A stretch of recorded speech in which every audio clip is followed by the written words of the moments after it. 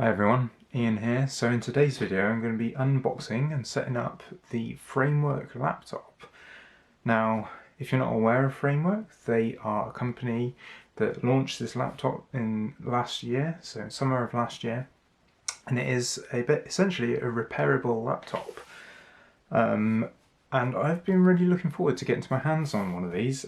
They've only been released in the UK and the EU more recently, so in the last couple of months, and I've managed to get my hands on one, get in the pre-order system and get one out to me. The idea is that it's a laptop that's designed to last, that you can add components to yourself, and I was really keen to check it out. So let's get on with it. I like the idea of being able to repair and add components as and when you need to, rather than with something like, say, an Apple MacBook, where you are essentially, you have to buy all the components on day one. You don't have any options. Anyway, let's take a look at what we've got inside here. Yeah, let's go. Okay, so let's put that in so you can see it. So yeah, we've got the laptop itself, power adapter, and I think these are all the modular components that come with it. Oh, no, there's nothing in there. Let's get the laptop out first. In fact, let's get it I'll leave this box off. Laptop, power adapter. So this box underneath seems to have something in it as well. So there are modules. I went with 3 USB-Cs. So these essentially can plug into the sides of the laptop. I went with HDMI and 2 USB-A's. Whereas with something, like I said, with the MacBook, you wouldn't have a choice of USB-A. You'd be stuck on USB-C. If you've got older components like me, or older bits of accessory, etc., so keyboards, for instance, you wouldn't be able to plug them in. You'd have to have a dongle straight away. Anyway, and yeah, I've gone for the i5 version here because whilst it's a brilliant company, it is still new. You're able to replace the everything in it, so the main board as well. And in the future, if they do release newer mainboards, then I've got the option of switching it out for something more powerful. So that's why I've done that this time around. Let's have a look at the laptop itself first of all. I need to actually crack this open. And yeah, this is the DIY kit. So I didn't mention that at the beginning. DIY kit essentially means it's not come with the SSD or the memory installed. And I have them from a previous build, so I'm able to use these components that I already have and put them into something that I want to be able to use. So you can't do that again with most laptops these days. So let's have a look at this. One of the things I really like about these boxes, or that I've seen so far, is just the design. Like, it feels very much like a Nintendo Labo, if you've ever seen them. So the kits, the cardboard kits, it's just nice. And I think a lot of this is all recycled materials, etc. Let's take this out.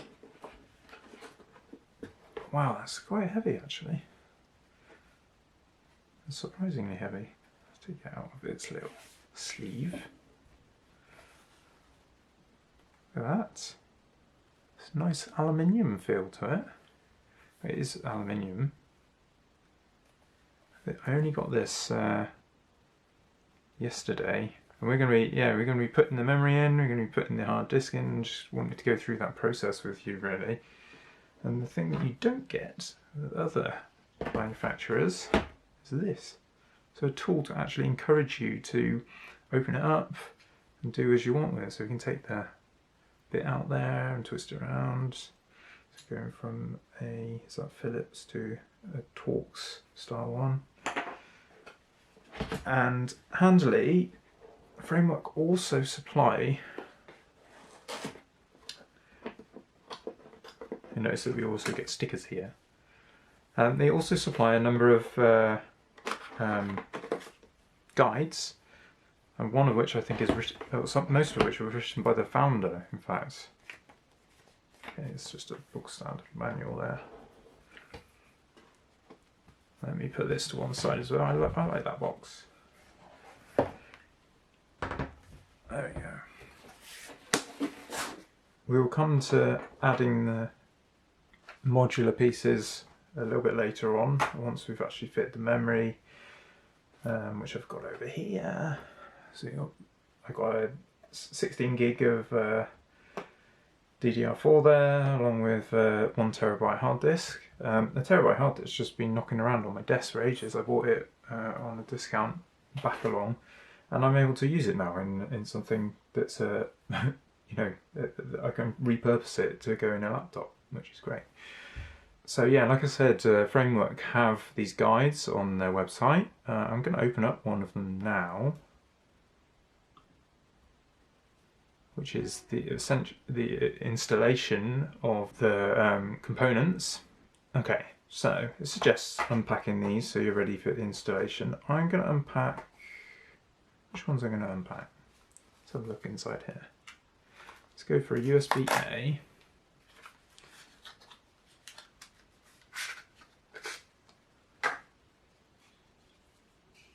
There we go. What else should we have? HDMI, because I always want to plug into an external monitor. There we go. HDMI port.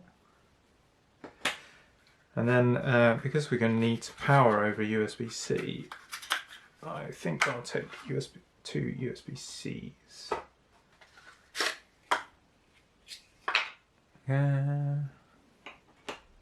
So we've got a spare USB-A and a USB-C.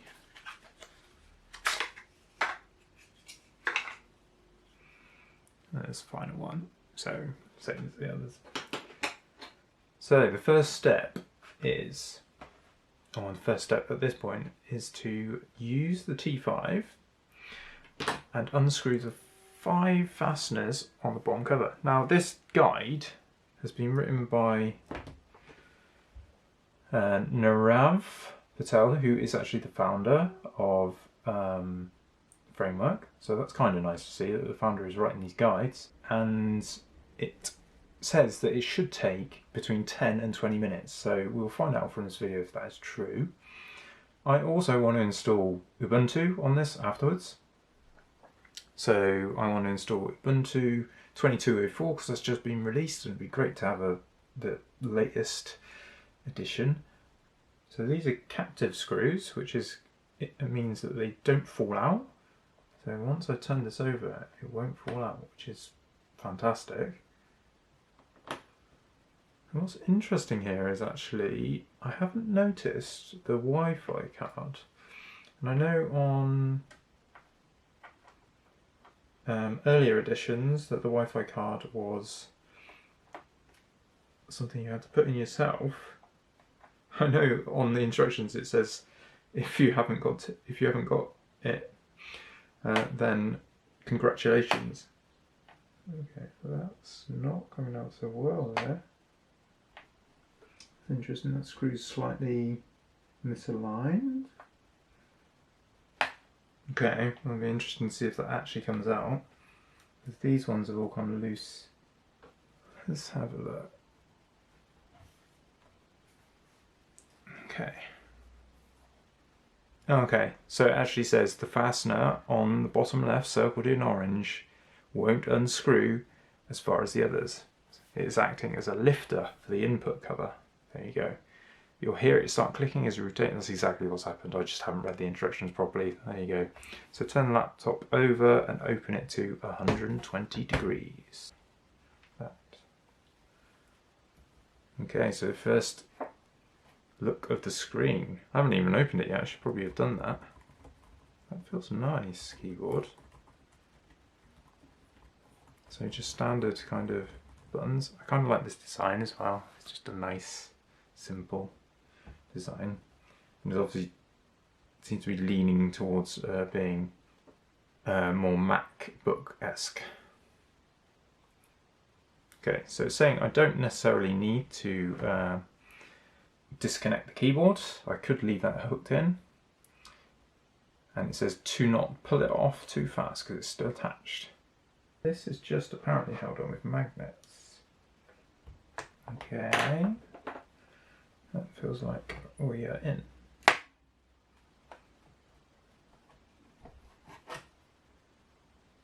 Okay, and there you go, you can see all the guts of this thing now, and all the different individual components, all nicely labelled with QR codes and what exactly they are. That's just a really nice situation to be in, that you can, all these things are able to be replaced. And I can see my wireless card is already in there, so I don't even need to worry about that. That is fantastic. Install the storage, install the memory. Does it matter which way around it goes? I suppose I probably should follow the instructions, shouldn't I? Let's pop this out so I can move it somewhere else. Okay, there we go. It literally pops off. And there you can see the underside as well. That's what we're looking at here. Lovely.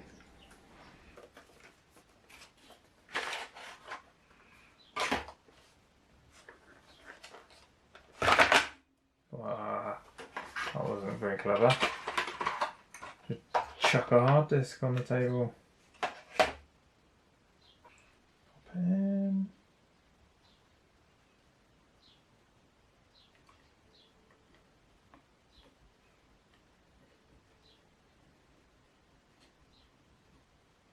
There we go.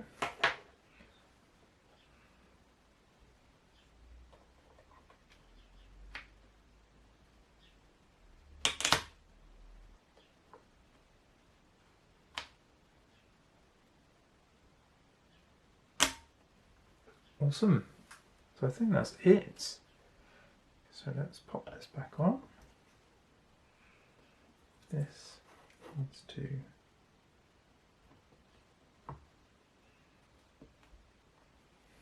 and then this just flips back down.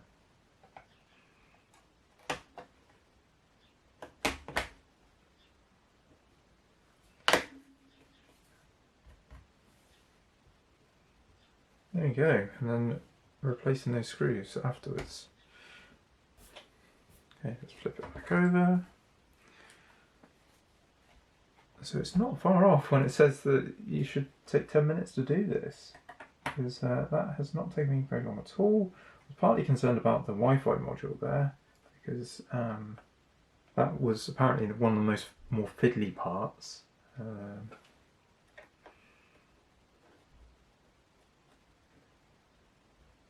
Okay, so let's insert our bays. I'm going to go with USB-Cs at the back. And these just obviously slot into these corners here. And if we look inside there, which I don't know if you can see, but it's actually just a standard USB-C connection, which you can see there.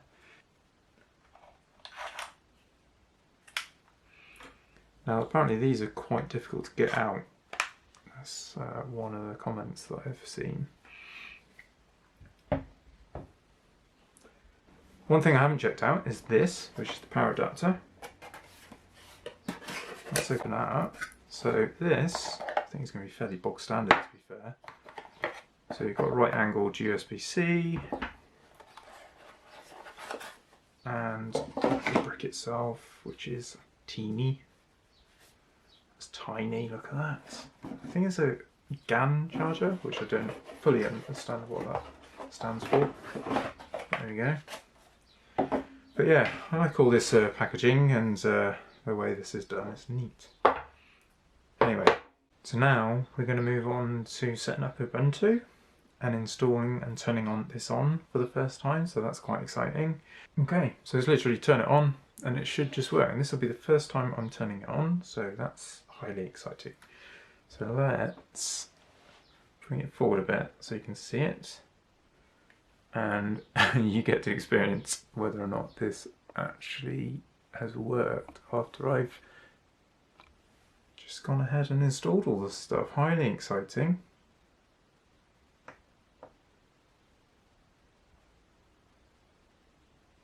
It says it takes a few seconds on the first boot. Okay, so probably should plug it in, shouldn't I? That might be a good idea. I mean, it shows it's to plug in. Oh, you dimple. Just missing, so excited I'm missing steps.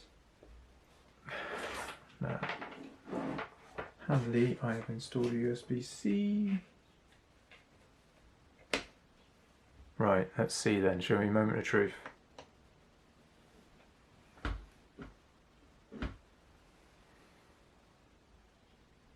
Still not there. Still not there.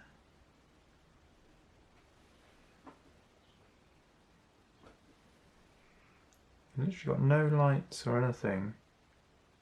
Ah, there we go. So yeah, that's great. We are into the system and we are ready to install. So let's move on to that now. So now I'm going to install Ubuntu onto the hard disk. It is stating it should take 15 minutes. And we shall see if you can, I don't know if you can see that, but there's tiny text on this screen right now, which is through the bootloader. So I will kick off the installation, try or install Ubuntu, that's what we want. I'm actually a little bit surprised at the moment just how quiet it is. I was expecting it to be quite noisy in comparison, because I haven't used a Windows laptop in a while, and I'm well aware that one of the things that I really like about my Mac is just how quiet it is. I'm sure when this gets into doing some work, I know that basically this is where the Intel machines fall down, is just the noise that they make, or the previous Macs have been like that. Okay, we've just got the framework logo with Ubuntu on it at the moment. I think this can go all the way down. So you can have a crazy angle on it. It's quite reflective and it is quite bendy. One of the things that people say is that they're not, like when you're typing, can be quite wobbly there, if you see that. You get it for all the cameras, I expect. And what I'd like to do is use this over the next couple of days, just get a feel for how it performs, and then just feedback like what it's like to use as a developer. Because ultimately that's what I'm going to be doing. I am a developer. I want to see if this is comparable to using my older Macs. It's obviously not going to be something like the M1 Pro, but it's whether I actually need all that power, or you as a developer need all that power. We'll find out. So there we go. There's Ubuntu. Trackpad. I don't know about clickiness, but that feels quite nice. That's the first time I've used it.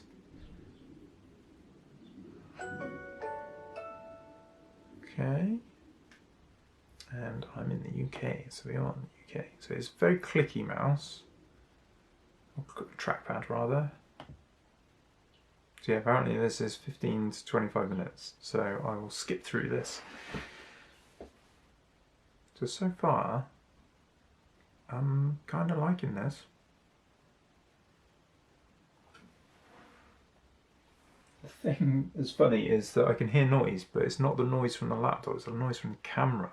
The camera lens is quite noisy because it's automatic focus, but yeah. If I can cope with using this, I may not need use of a M1 for instance. And I really like the ethos behind this company. That's part of the reason for me getting it. I was torn between this and the later M1s, because they are very powerful, but if you're not doing video content 24/7, then they may not be for you. Oh, hello. It's installing a lot of stuff quickly. What's interesting is that this is just working. The sound has worked, the trackpad's worked, all the things that you want to work out of the box are working, and for a Linux installation, Framework has very good guides for installing Linux or Linux. What do we say in the UK? I don't know. Like, who cares? Anyway. Okay, this is going very fast, to be honest. Like, I thought it would take that. Maybe it's got probably all the updates that it will need to install afterwards. So it makes some noise now. Installation's complete. Well, that was actually pretty quick.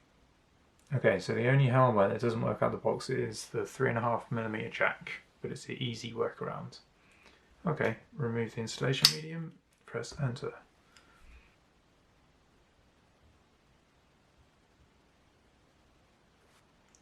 Okay, so we have it set up.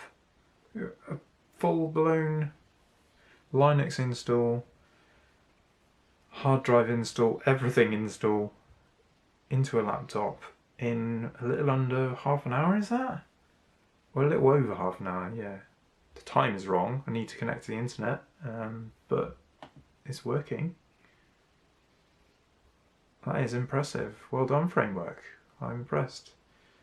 Yeah, so I'm going to get acquainted with this. I'm going to spend the rest of the week trying to use it in my daily setup. I would love to hear if you have any questions or about this particular machine, what you want to know about. Yeah, and I'm going to be comparing it to some of my other machines, and I will be talking about it in many future videos. So yeah, if you enjoy this sort of stuff, please subscribe to the channel, and I will see you soon in a new video. Okay, bye for now.